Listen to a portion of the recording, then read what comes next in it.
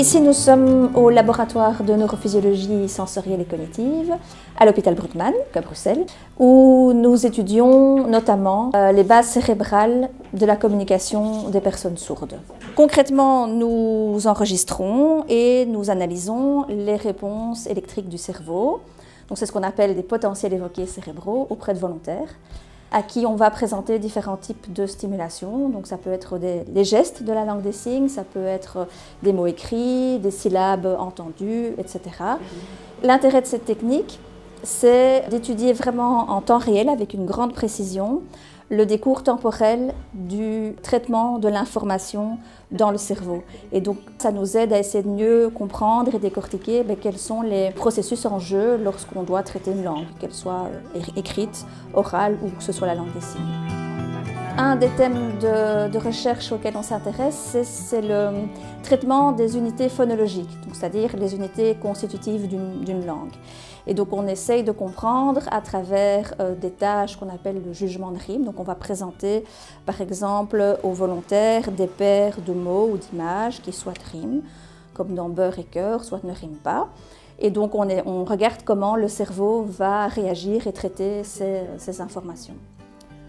Dans un deuxième axe de recherche, on s'intéresse cette fois non plus à la phonologie, mais à la sémantique, c'est-à-dire comment le cerveau fait pour donner du sens aux mots qu'on entend ou qu'on voit. Et donc là, on va comparer des personnes sourdes et des personnes normo-entendantes, à la fois dans des tâches sémantiques, en langue orale et en langue des signes. Et on va regarder de nouveau comment le cerveau traite ces informations.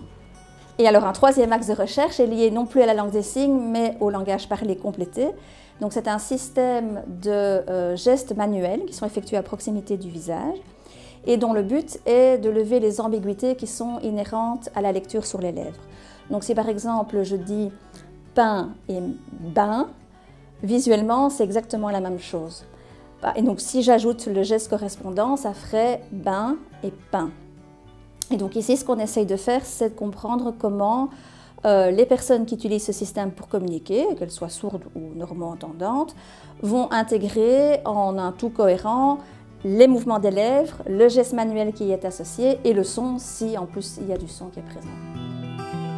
Donc l'intérêt global de ces études, c'est bien sûr de mieux comprendre comment les personnes déficientes auditives font pour communiquer et quelles sont les bases cérébrales sous-jacentes à cette communication. Puis au-delà de ça, ça nous permet aussi de mieux comprendre comment nous, êtres humains, on fait pour parvenir à maîtriser une langue, notamment dans des situations de bilinguisme. Et donc est-ce que c'est la même chose d'être bilingue français-néerlandais ou d'être bilingue français-langue des signes, par exemple.